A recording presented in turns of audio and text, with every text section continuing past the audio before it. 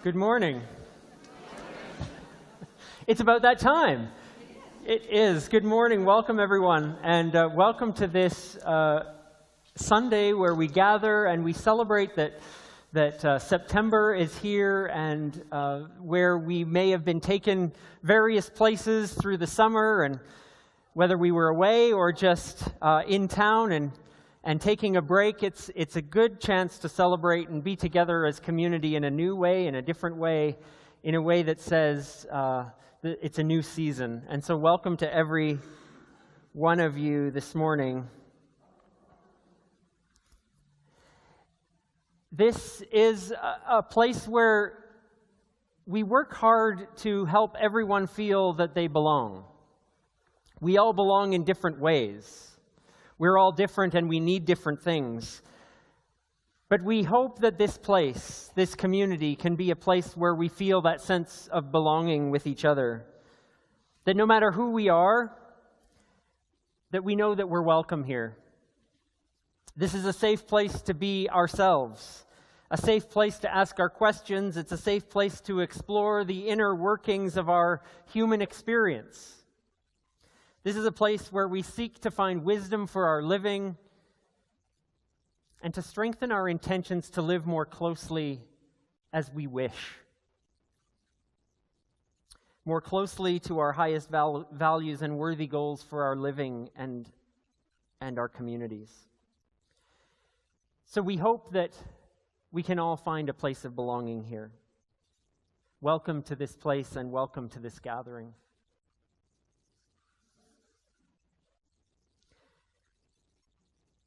We wish to acknowledge the land on which we gather as Southminster Steinhauer United Church.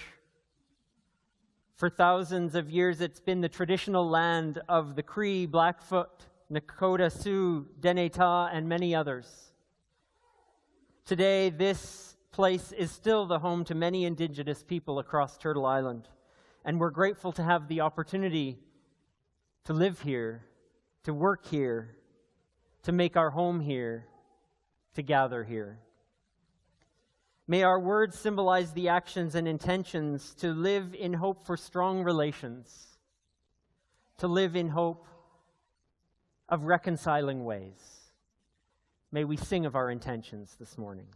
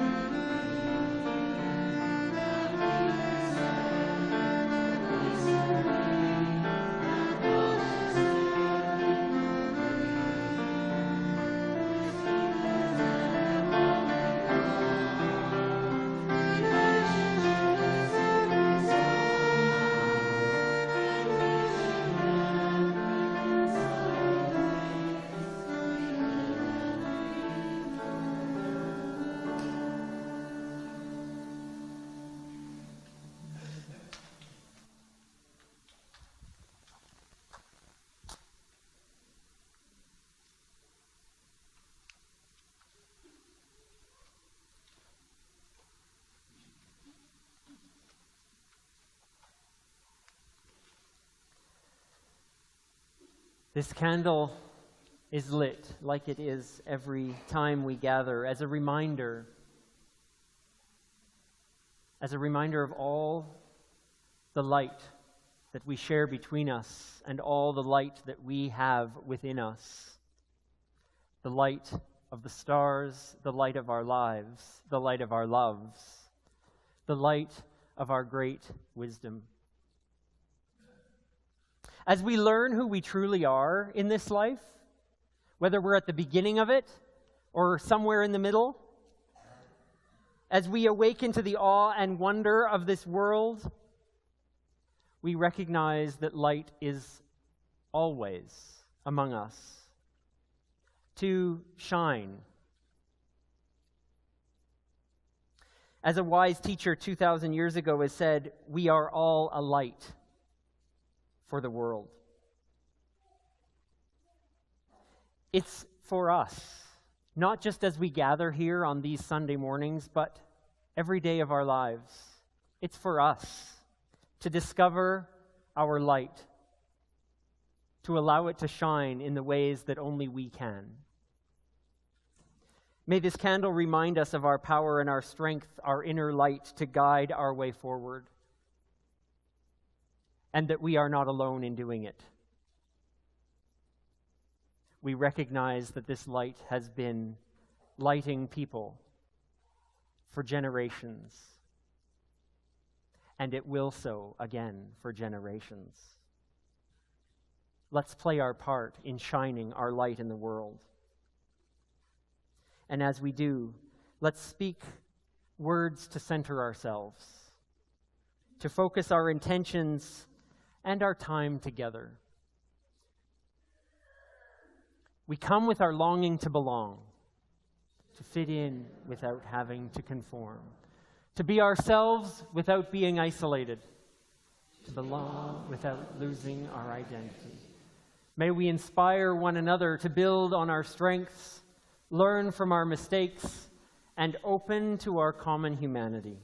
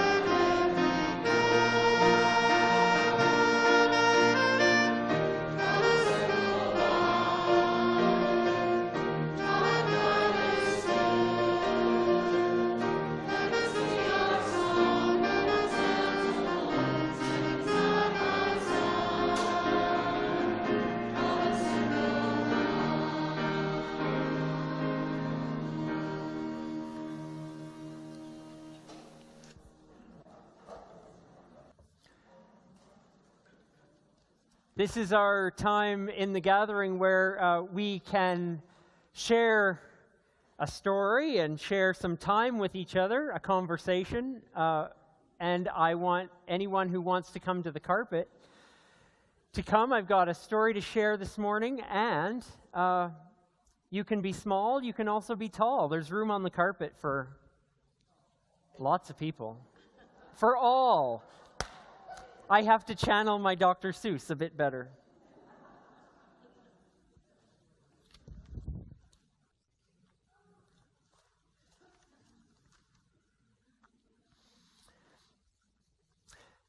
Welcome, everyone. So glad to see you all. It's great to have a new season here where we get to be stories and to learn things and to be the best little and big people we can possibly be with each other.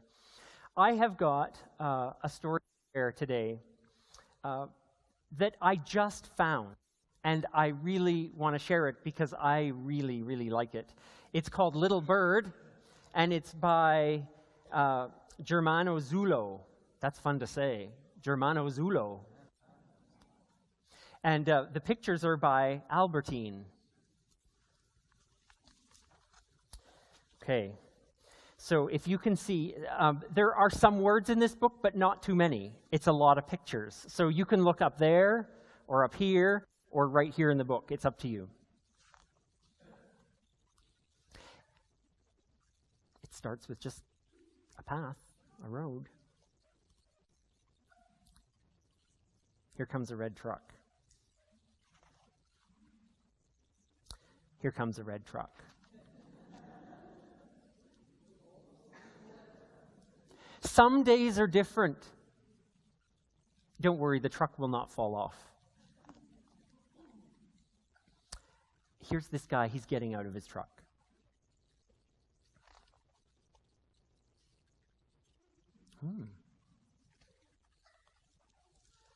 Look at all those birds come flying out of the truck.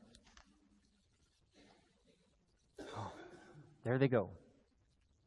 Why do you suppose all those birds were in his truck? Well, I have no idea either. One could almost believe that one day is just like another. But some have something a little more.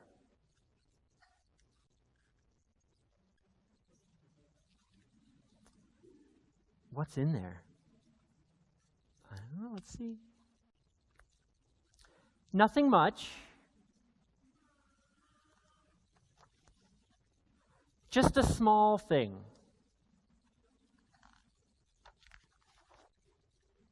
Tiny. Look, he's saying, fly away, bird, fly away. What are you doing? Most of the time, we don't notice these small things.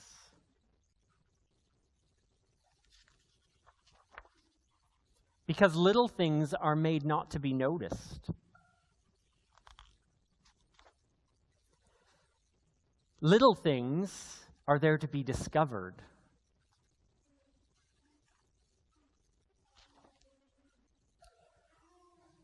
They're sharing a sandwich. When we take the time to look for them,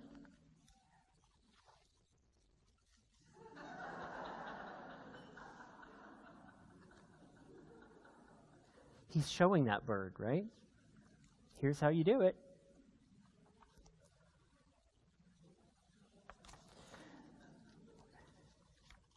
When we take the time to look for them, the small things appear. Here or there. Look, there he goes. Tiny, but suddenly so present. They seem enormous.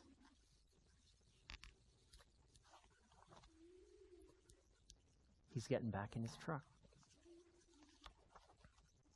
He's driving away. The small things are treasures.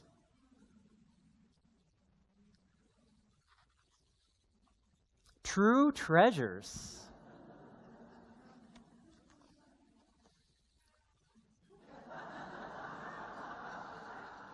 Look at that. There are no greater treasures than the little things. One is enough to enrich the moment. Just one is enough to change the world. That's it. What a strange little book, huh?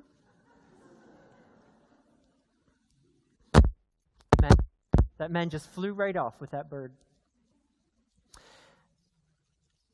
Well, I like the picture. The pictures of this book tell one story, and the words kind of tell another. That's interesting. The words tell us that noticing the small things is really important. There's lots of small little things in our life that we can notice.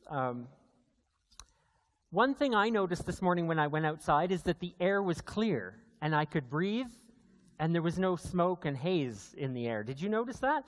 It was, but I noticed it. Another thing I noticed recently was that someone put my...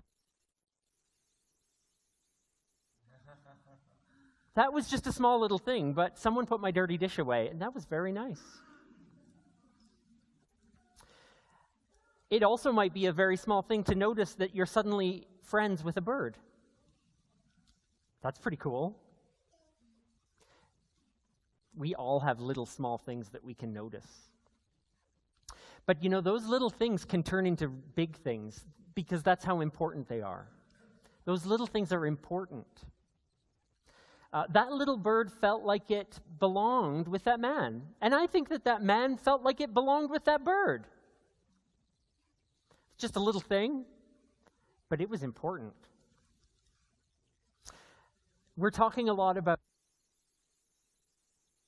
we can have people and places.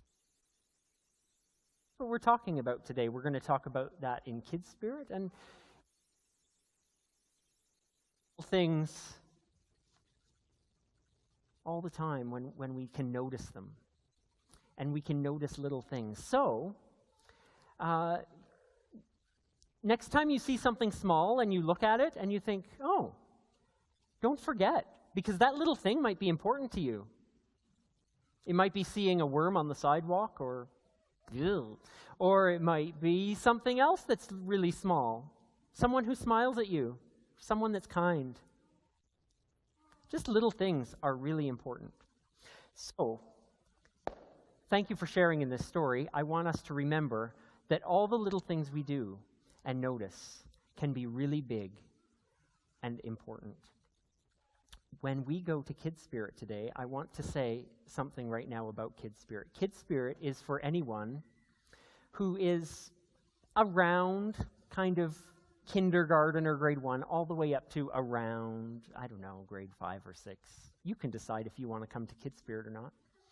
We also have a time for teenagers called Youth Cafe, and that time today, as strange as it sounds, we're going to all be together. Youth Cafe, Kids Spirit, because we're going to feel like we belong to each other. Even when for the rest of the year we go separate places, we're going to feel like we belong together because we're one community. So if there's teens in the room, we're going to meet in the Kids Spirit room, and we're going to do some things that involve everyone. So today is an amazing day. It's a time to notice little things, and it's a time to celebrate that this is a place of belonging, that we can belong to each other. So let's sing about that.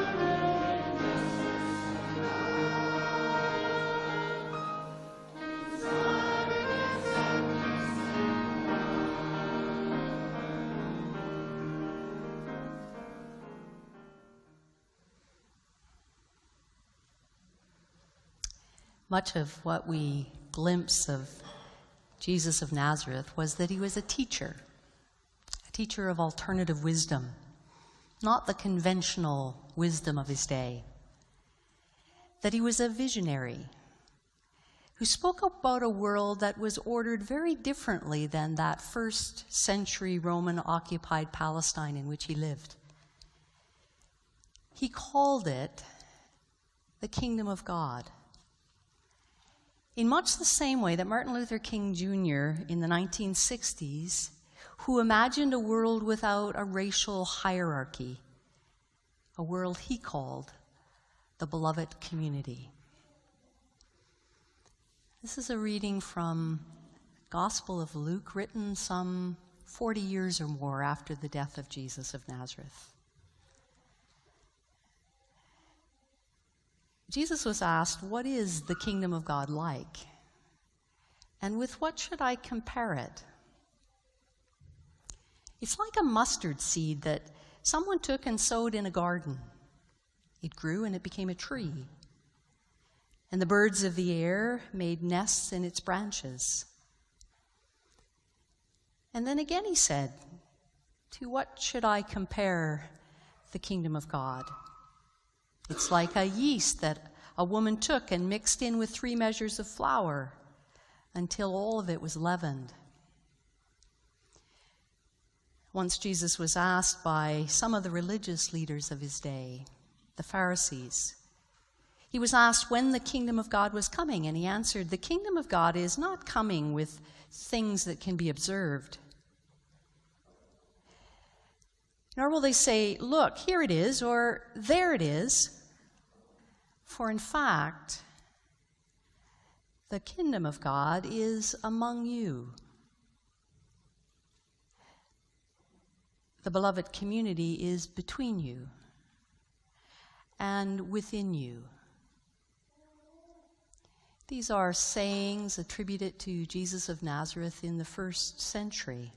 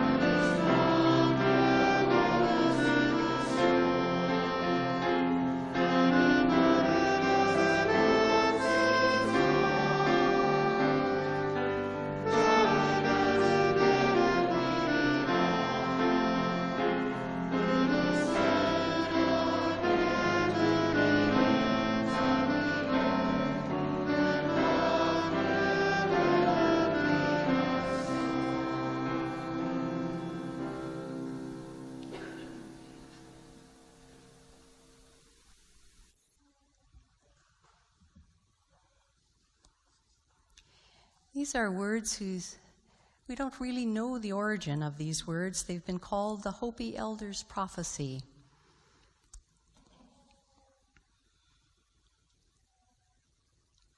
You've been telling people that this is the 11th hour. Now you must go back and tell people that this is the hour. And there are things to be considered. Where are you living? What are you doing? What are your relationships? Are you in right relation? Where is your water? Know your garden. It's time to speak your truth. Create your community. Be good to each other, and do not look outside yourselves for your leader. Then he clasped his hands together, smiled, and said, "This could be a good time. There is a river flowing now very fast. It's so great and swift that there are those who will be afraid. They'll try to hold on to the shore. They will feel like they are being torn apart and will suffer greatly. Know the river has its destination. The elders say we must let go of the shore, push off into the middle of the river, keep our eyes open and our heads above water. And I say, see who is there with you and celebrate. At this time in history, we are to take nothing personally, least of all ourselves. For the moment that we do, our spiritual growth and journey come to a halt. The time of the lone wolf is over. Gather yourselves. Banish the word struggle from your attitude and your vocabulary. All that we do now must be done in a sacred manner and in celebration. We are the ones we've been waiting for. This is wisdom attributed to an indigenous people.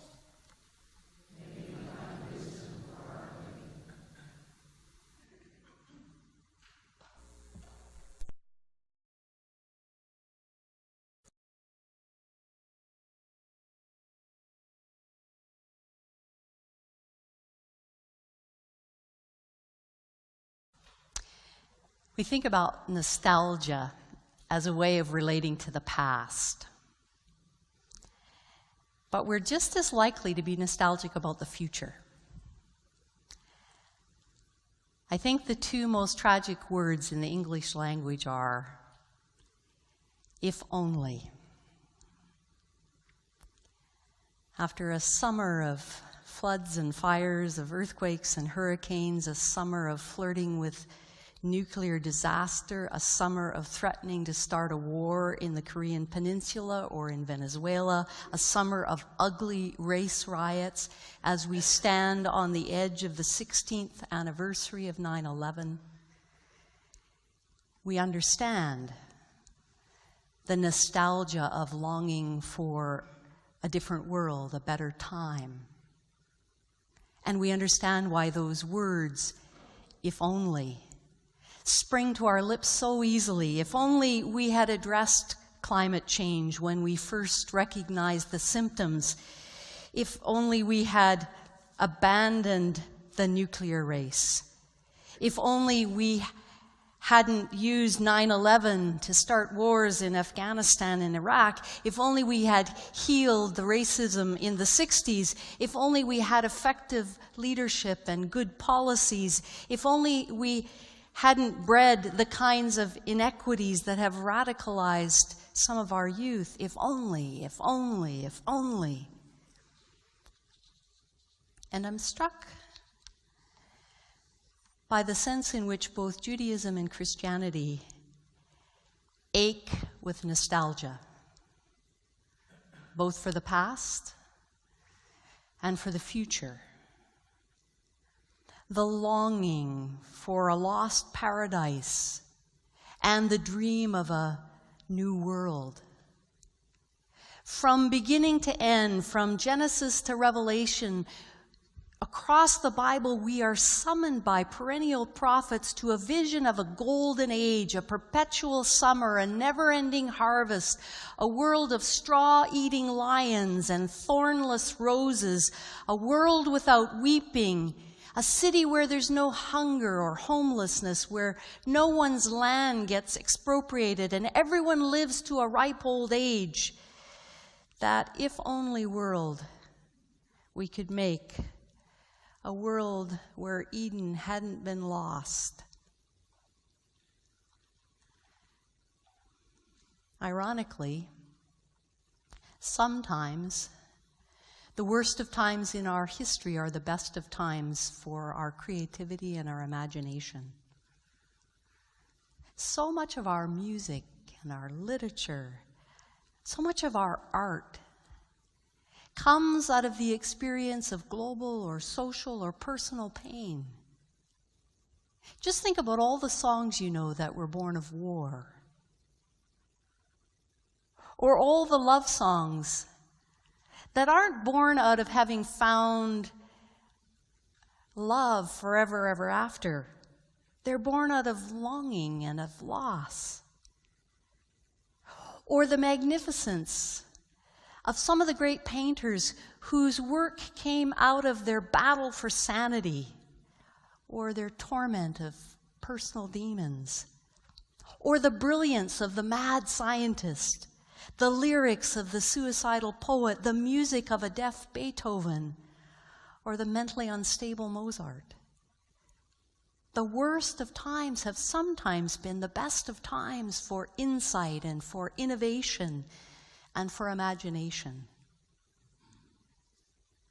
And maybe that's why, decades after his death, stories and sayings of Jesus of Nazareth were creatively shaped into narratives and shared with marginalized communities who longed to live in a different world. In a world that wasn't occupied by a Roman superpower, in a world that wasn't hell-bent on making the rich richer and the poor poorer, in a world that wasn't taxing peasants into losing their land and lining the pockets of the emperor's friends, in a world that wasn't co-opting and corrupting local political and religious leaders to aid and abet the emperor, in a world that hadn't made the sacred space of the temple a brutal agent of the state, in a world that wasn't eliminating its detractors and resistors,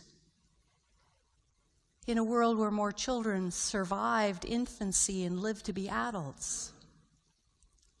It's into that world that Luke places a story for his troubled readers about an exchange between Jesus and the religious establishment of his day. You'll notice it isn't posed as a genuine question on the part of those who ask.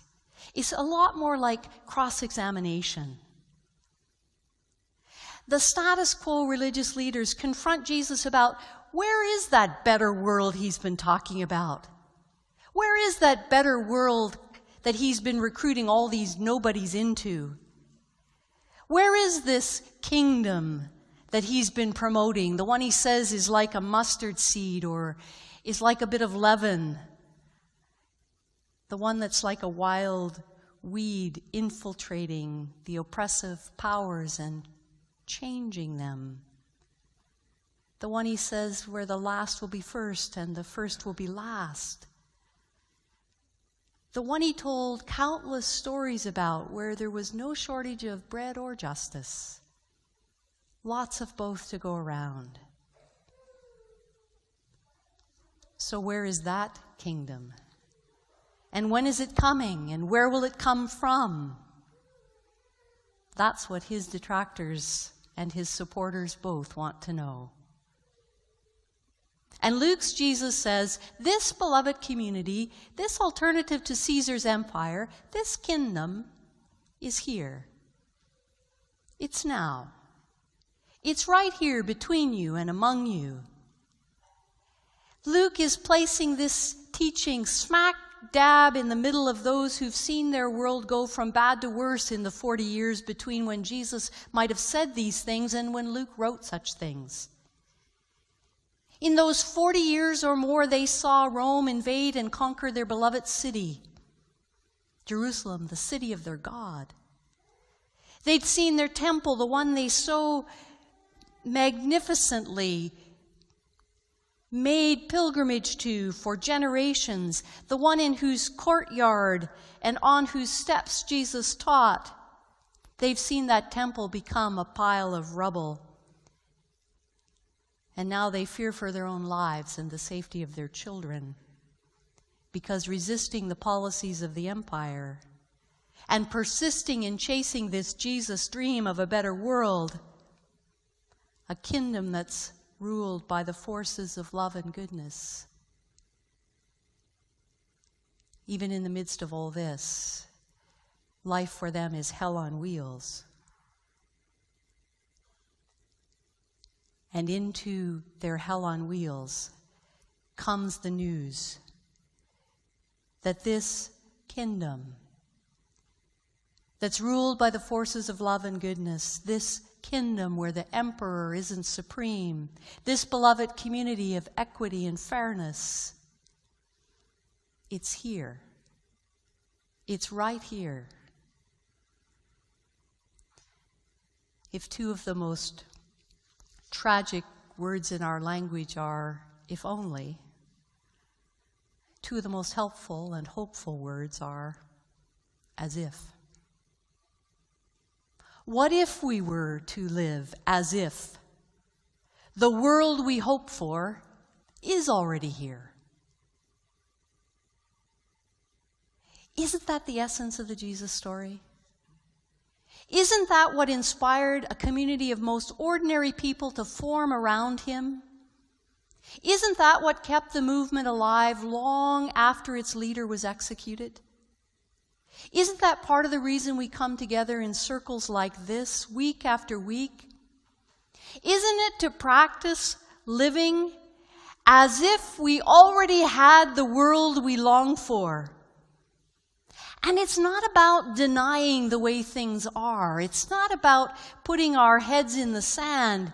It's about holding our heads above water and living as if our love and our honesty and our trust and our respect and our empathy and our compassion have already brought about the world we dream of, the world we would have.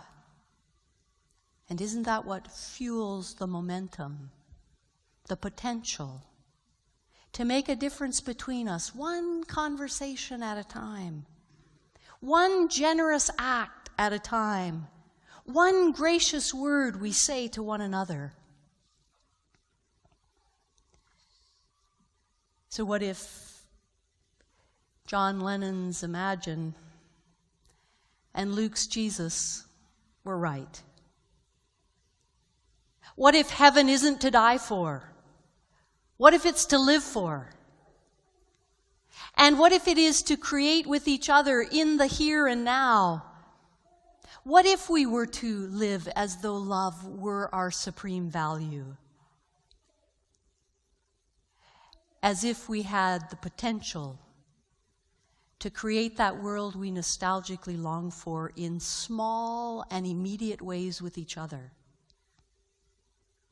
What if our kindness and generosity can change the world for someone, even for a moment?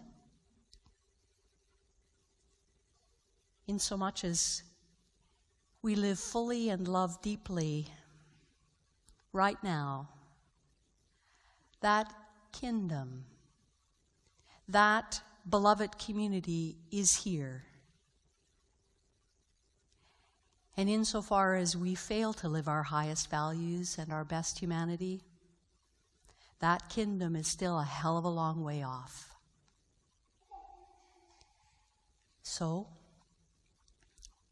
we speak our truth, create our community, be good to each other and don't look outside ourselves for our leaders, and we remember the wisdom of our elders that this could be a good time. There's a river flowing now very fast.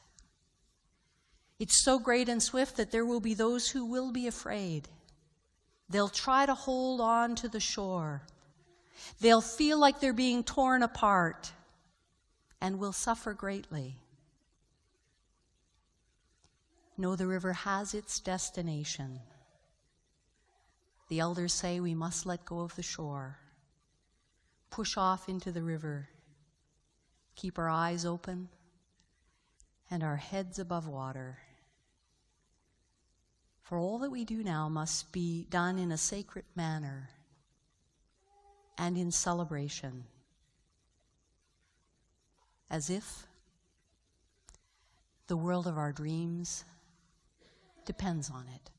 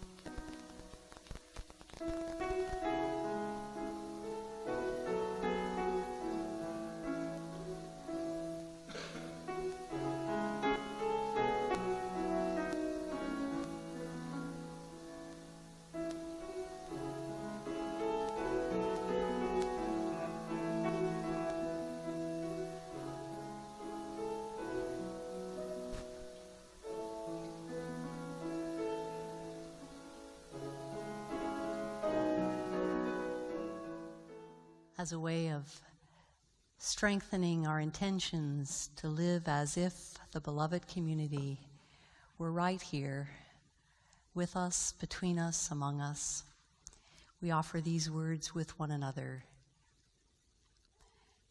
We embrace the sacredness of life with awe and reverence, and we commit ourselves to work for a more fair and just world.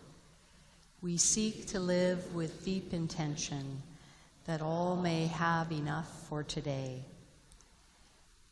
As we let go of all the guilt and regret that encumbers us and embrace relationships of trust, may forgiveness open a way to freedom. We live examined lives, inspired to find meaning and purpose in our living, working to transform every challenge into an opportunity to grow and thrive. May it ever be so.